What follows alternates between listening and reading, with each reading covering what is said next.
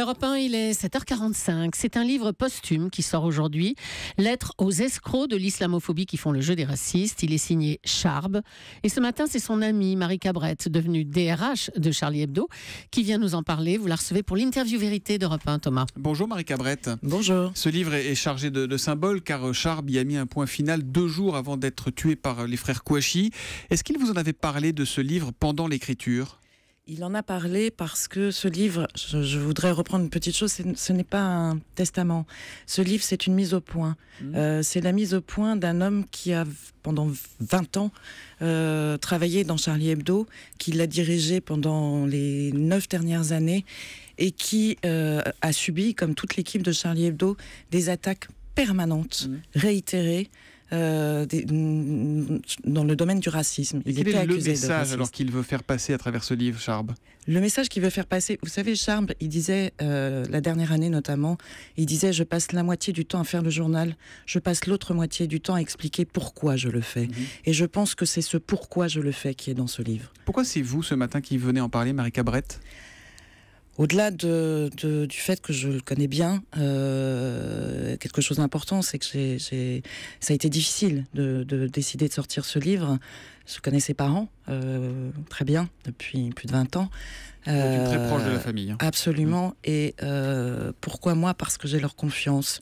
Parce que vous pouvez imaginer pour eux qui ont enterré leur fils le 16 janvier, combien la lecture de ce livre a été difficile, combien la décision de sortir ce livre a été difficile. Quand elle a été prise, elle a été prise.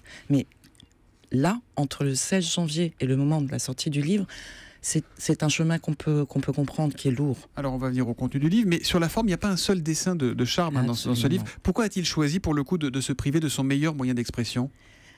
Ça, c'est vous qui le dites, effectivement. En tout cas, celui pour lequel il était connu et reconnu.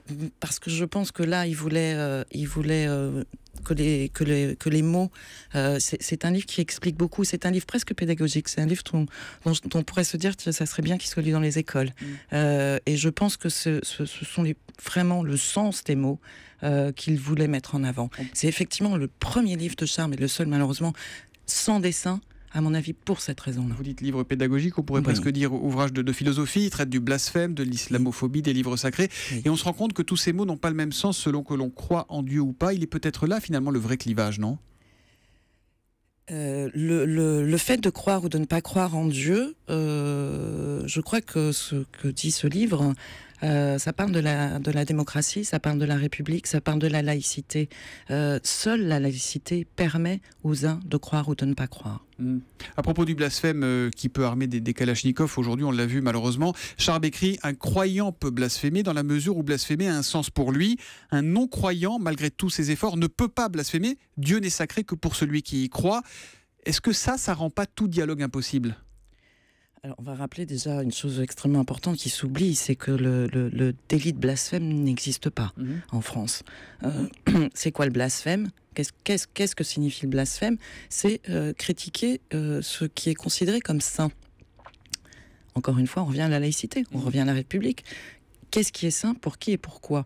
Je vous laisse, je vais pas dévoiler les exemples qu'il donne dans le livre, mais c'est de ça dont il s'agit. Il était croyant, il était pratiquant, Charb, ou pas, dans son intimité que vous connaissiez bien ? Absolument pas. Il était croyant dans ses convictions, il était croyant dans ses valeurs, et des valeurs qu'on oserait espérer universelles. Les valeurs de quoi ? Les valeurs évidemment de la laïcité, les valeurs de l'égalité des droits, les valeurs de l'égalité femmes-hommes, etc., etc. Il était profondément croyant de ces valeurs-là. Au-delà des relations de travail que vous aviez avec lui, vous le connaissiez donc parfaitement bien, est-ce qu'il a regretté un jour devant vous d'avoir publié ces fameuses caricatures danoises en 2006 dans Charlie Hebdo ? Ça a été le déclencheur finalement de tout, non seulement il n'a jamais regretté, parce que cette liberté dont il était privé, il vivait avec la peur, avec la protection policière, avec les menaces. Absolument. Ça aurait dû déjà être une alerte absolument terrible pour tout le monde, c'est-à-dire pour toutes les rédactions aussi, de voir que des dessinateurs, des journalistes travaillent effectivement, et alors là encore aujourd'hui c'est pire encore, travaillent avec des gardes du corps à leur côté, oui, bien sûr. Et en même temps, dès 2006, certaines voient l'accuser, certains l'accusent encore post-mortem d'avoir été en quelque sorte islamophobe.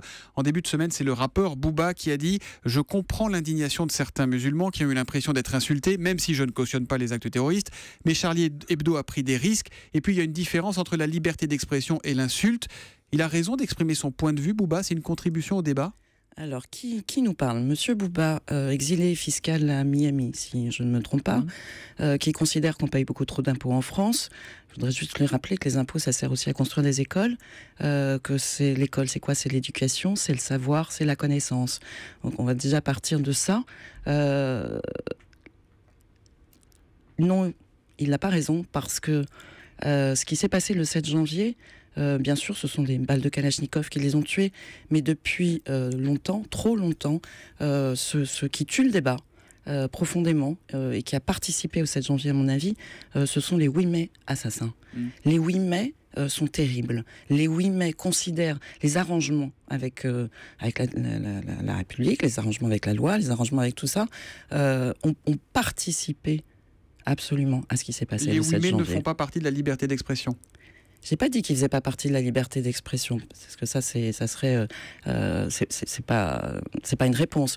Par contre, la liberté d'expression, c'est le débat, c'est l'échange, effectivement. Mais c'est l'échange. Monsieur Booba, quand il fait ces déclarations-là, c'est pas un débat, c'est pas un échange. Le député des Alpes-Maritimes, Éric Ciotti, a été choqué par les propos de Booba. Il parle d'apologie du terrorisme. Il dit qu'il faut des poursuites judiciaires. Là, vous êtes d'accord avec lui? C'est ce qu'aurait voulu Charb, des poursuites judiciaires dans ces cas-là? Je pense que je sais pas ce qu'aurait voulu Charb et je veux pas rentrer dans ce qu'il aurait dit ou pas dit. Je pense juste que les poursuites judiciaires demandées, c'est à l'État de faire ce travail, bien sûr. Charb parle aussi de l'autocensure dans son livre. Il écrit, page 66, « L'autocensure est en passe de devenir un art majeur en France ». Ça résonne encore plus curieusement aujourd'hui. Avec 3 mois de recul, est-ce que l'autocensure n'est pas la principale victoire des terroristes aujourd'hui? Ça en fait partie. Ça en fait partie. Vous savez, il y a eu évidemment... beaucoup de soutien au journal Charlie Hebdo depuis le 8 janvier 2015. Maintenant, ça c'est formidable, on va pas dire que ça n'a pas été du réconfort. Maintenant, publier des dessins, participer au débat. Ne nous laissez pas seuls dans ce débat-là. Comment ça va Charlie Hebdo aujourd'hui? Comment vont tous ceux qui ont été blessés, traumatisés, les autres, tous? C'est une équipe qu'on peut imaginer, c'est une équipe qui est en vrac, mais c'est une équipe qui ressort le journal toutes les semaines. Et ça, c'est une victoire, effectivement. Ce sont effectivement encore des gens qui sont à l'hôpital, il y en a encore 3, dans une situation extrêmement difficile. C'est une équipe qui a été touchée dans son âme aussi, et qui se reconstitue. Mais comme l'a dit Rhys, quand il est lui sorti de l'hôpital et qu'il a pris ses fonctions de directeur de publication, il a dit encore une fois, il va falloir réinventer. Et je crois que c'est leur motivation et que ça, c'est aussi un joli message. Merci Marika Brett. La une du Charlie Hebdo de cette semaine prouve que Charlie est bien de retour, bien vivant. On y voit Marine Le Pen nue et ce commentaire « Pourquoi j'ai mangé mon père ?» et qui dit « Le plus dur, c'est de chier son œil de verre », je ferme les guillemets. Le livre de Charb sort lui aujourd'hui, « Lettres aux escrocs de l'islamophobie qui font le jeu des racistes », livre publié aux éditions Les Échappés. Merci Marika Brett, bonne journée.